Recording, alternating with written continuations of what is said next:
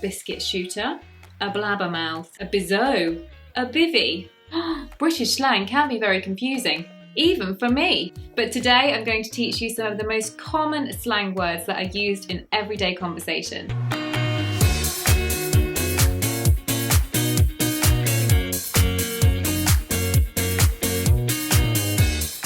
Now, slang is such an important topic because if you want to understand native speakers use a lot of slang in conversations. So if you speak to a native speaker or you do come to England, using these phrases will be very, very impressive as they are very natural and they are, of course, very British. But you can, of course, use them in your own country as well, perhaps with friends who are learning British English or with your teacher or anybody who is a native speaker. That is a good idea. Now, you may have quite a few questions about these slang words and phrases, and that is why we have a great question and answer website that we would like to share with you and tell you about today, and we will be answering your questions on there for the next couple of days. So the website is called Ninjama, and it is a question box website. And they have sponsored this video as they've recently made an English-speaking version of their website, and they want us to share it with you as it's such a great way to easily be able to get your questions answered by us, but also to practice your English with friends. It's a very great chat network, or even a way to ask, for example, a teacher something, or if you have a business, to communicate with your clients. In Asia, it's crazy popular. 1.2 million people are using it every single day and 16 million people per month. So it's going to be big also here in Europe. Now, to use it, all you need to do is to create a login, and you can quickly do that within 5 seconds. You can also log in with Twitter, for example. And then once you've created your page, you can share a link in order to get questions, or you can start asking other people questions and set up chats with them. So it's super easy to use. Now, to ask us questions, the link is down below in the description box, so I'll link there to access us. So we look forward to seeing you on there. It's also anonymous, so if you're somebody who doesn't want to reveal your identity on the internet, which is fine, then that is perfect for you. So it's a great way to practice your English as you can go on there and start chatting to people, perhaps asking them questions about their English and practicing together. So once you've watched this video, guys, you can start asking us questions. We will be live on there answering your questions for at least the next couple of days. Also add the link to our Instagram to answer your questions on there, so be sure to check that out as well. And of course, the link to follow us on Instagram is @LoveEnglishUK.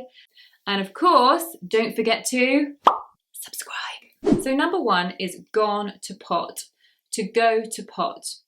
When we say something has gone to pot or it's going to pot, it means it is deteriorating. A situation or a place that has deteriorated in quality or in some way is not as good as it used to be. Basically becoming worse. So if you say, that restaurant's really gone to pot, the waiting staff are not as good as they used to be, and the food, it's just not as tasty anymore. You're saying it used to be good, but now it's not. It's gone to pot. I hope your English hasn't gone to pot, guys. I hope it's improving all the time with us. Right, number 2, 3, and 4 are all slang words to talk about men, so different ways to say the word man. The first is bloke, a bloke. This is a very common way to talk about a man, quite similar to how the Americans would say an average Joe. It just refers to a normal, ordinary bloke. So you might say, oh, there's a bloke coming round today to come and fix the broken pipe, for example, meaning there's a man coming round today. We often will say that somebody is a lovely bloke.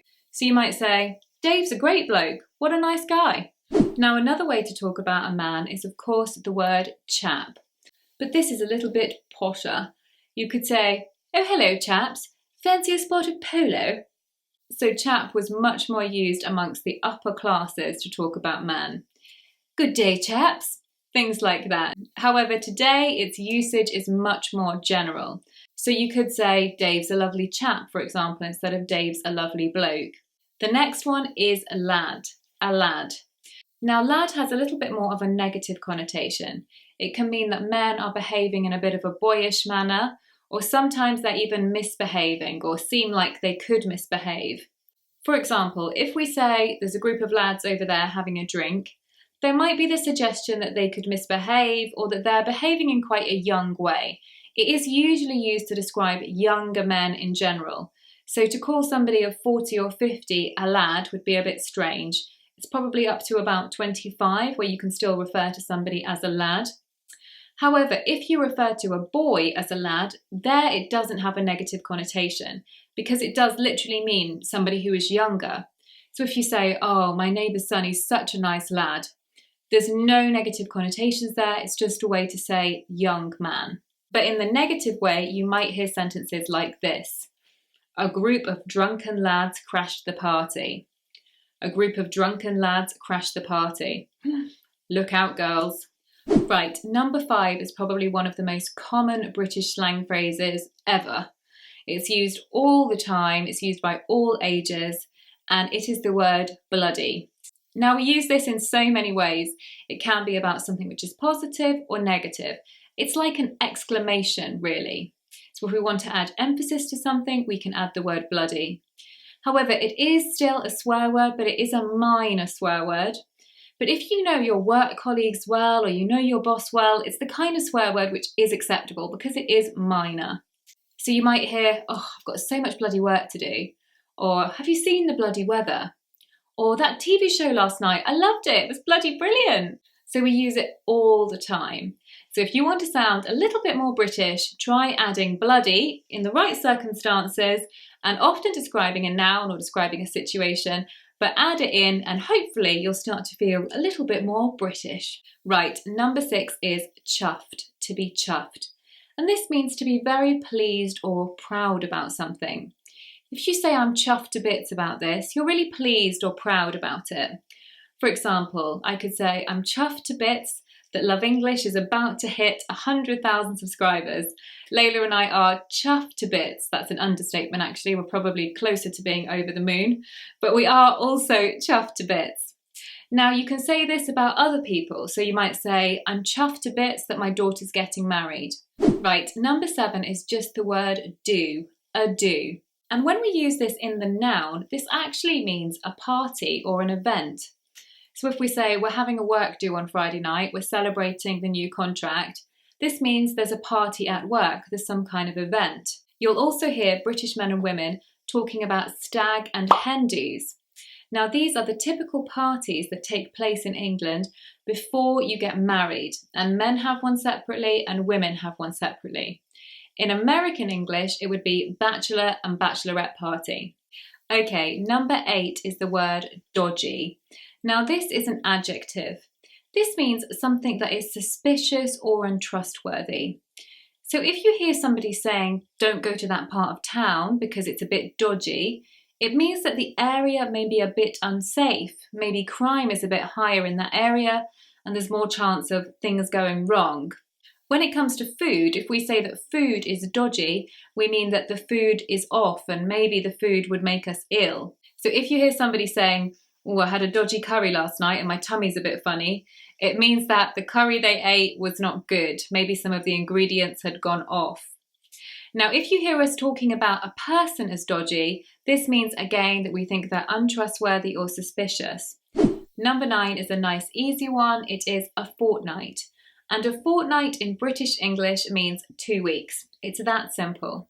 So if we say I'm going away for a fortnight, we mean I'm going away for 2 weeks. But it's very commonly heard in England, and I'm sure they understand it in America as well.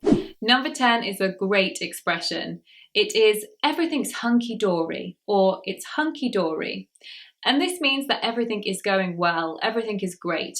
So if you say, everything's hunky-dory for me at the moment, I've got a promotion at work, I'm buying a house, it's all hunky-dory. This means everything's going well. Kind of the opposite really to gone to pot. So are things hunky-dory with your English, guys? I do hope so. Tell me below in the comments if you feel that things are hunky-dory with that.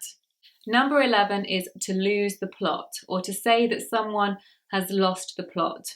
And this is where we kind of mean that somebody has lost their mind. So if we say, I can't believe you just did that, have you lost the plot? We mean, have you gone crazy? But this can be in a serious way or in a funny way. So if Leila says to me, oh, Sabrah, I've just gone on a shopping spree and I spent £1,000, I would say, oh my goodness, Leila, have you lost the plot? It's very similar to, have you lost your mind? Have you gone crazy? This kind of thing, but usually it's used in a jokey context. Right, number 12 is to know your onions. To know your onions. Now, if you regularly go shopping for fruit and vegetables, you will know that you have to carefully examine them and smell them to know if they are good or not.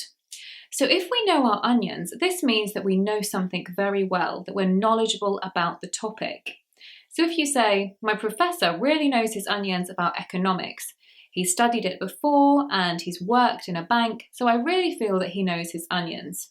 Leila and I could say that we know our onions about English grammar. I think we do, anyway. So it's a phrase to say that you're knowledgeable about something. What do you know your onions about? Tell me below in the comments if there's something that you feel you know your onions on. Right, number 13 is wonky. Wonky. And this means that something is not straight. It's an adjective. Something is not straight or not right. For example, if you see a painting and the painting is hung on the wall, but it's on a slant, so it's not straight, it's on the side slightly, you might say, that painting looks wonky, for example, or that line looks wonky. Basically means something that isn't straight. If we say we feel wonky, we mean we don't feel quite right. So if we say, I feel wonky today, it means I feel not right, I feel not myself, maybe a little bit unwell even. Number 14 is to whinge. To whinge, and this is typically what teenagers and children do.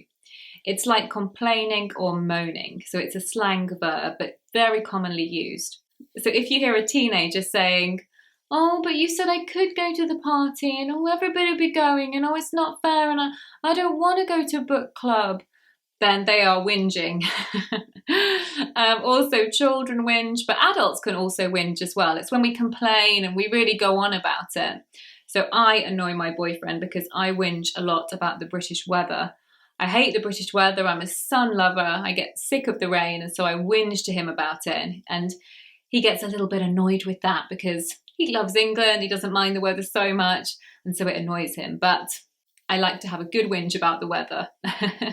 Number 15 is a tad, which just means a little or a small quantity of. So we can say, I'm a tad jealous or I'm a tad disappointed, and use it to describe an adjective. Or if someone offers us food or a drink, you can reply if you just want a little by saying, oh, just a tad for me, meaning just a small quantity. I'll just have a tad of that cake, just a tiny little bit, please. Just give me a tad, like that, for example. Okay, number 16 is a tenner. And a tenner, of course, means 10 British pounds. Very common to hear people saying, oh, I've got a tenner instead of 10 pounds. And the same goes for the next one, which is, of course, a fiver, which is £5. And again, it's very common to hear people saying, have you got a fiver instead of £5? You can't really say a 20er or a 50er. It only works with tenner and fiver. A 20er doesn't really sound right. Number 18 is a quid. And a quid, of course, means £1. But we can use it, for example, to say 5 quid, 10 quid, a million quid. So it's just a slang word for pound, but it's very common and it's not rude at all. You'll hear it all the time, so it's a really good one to know actually, particularly if you're coming to England. It'll mean that you're not surprised when someone sells you something and they say, that's 2 quid please, mate. Number 19 is a verb. It is the verb to skive, to skive. And this means that you take time off work or school, but you're not really ill. You're staying at home because you're feeling a bit lazy, or you're trying to avoid something, or something like this. So people might tease you when you come back to work, and maybe you have really been ill, but people might tease you and say, where were you? Were you skiving, for example? Children, of course, can get into trouble if they skive from school, but it's very common, of course. Some children do skive. I occasionally used to skive, and I'll tell you something funny, guys. I used to put my head on the radiator, so it was really hot. Then I would say to my mum, oh, Mum, I'm not well at all. I'm so hot. I can't go into school. And she would believe me. I know, I'm a terrible person. Number 20 is loo, the loo, which is a slang word for the toilet, but it's not really impolite. It's something that we all use, actually. but maybe avoid it in informal situations, for example, with your boss that you don't know very well, or your boyfriend's parents if you're meeting them for the first time, or your girlfriend's parents, etc. But apart from that, it's used all the time. In fact, it's very common to hear the phrase to pop to the loo, which means to go to the loo. You might hear someone saying, hang on, I'm just going to pop to the loo, meaning I'm going to go to the toilet. Number 21 and 22, I put these two together as they are quite similar. So these both mean when something is rubbish. They're both adjectives to describe something being rubbish, something being not good. One is pants, and the other is crap. So if we say, oh, that movie was pants, or that movie was crap, we mean it was rubbish. Now, pants in American English are, of course, your trousers. But in England, pants mean underwear for the bottom half. Can cause some confusion if you don't know that and you go to America. But basically, it's more for men. So it's underwear usually for men, underpants. Now, crap means the same, but it's a little bit stronger. And it's almost a swear word, crap. But again, super common. 23 and 24, again, they're together because they're very similar. And they are bonkers and nuts. Bonkers and nuts. And these are both slang words or funny ways to say that someone is crazy. So if you say, oh my goodness, she's bonkers, we mean she's crazy. She's lost the plot, for example. And of course, if we say somebody is nuts, or we can say somebody is a nutter, meaning that somebody is a little bit crazy. But of course, these are not often used literally, they're more used as a joke. Number 25 is a noun and it is a shambles. But it is actually used in a descriptive way. So we will often say, oh, that party was a shambles. So the meaning is that something is a mess or a disaster, something is not organised. So if we say it was a shambles at work when that manager left unexpectedly, we mean it was a disaster, it was crazy, it was probably very disorganised. Okay guys, I hope you're feeling hunky-dory after that and you're not feeling pants. I wish you all a lovely day. We've come to the end of our 25 slang words and phrases. Don't forget to go and ask us a question on the Ninjama website. The link is in the description box below. And of course, if you want to try and practice using these phrases or these words in a sentence, you can leave me an example in the comments below. Thank you very much for watching, everybody, and we'll see you soon on Love English. Bye bye.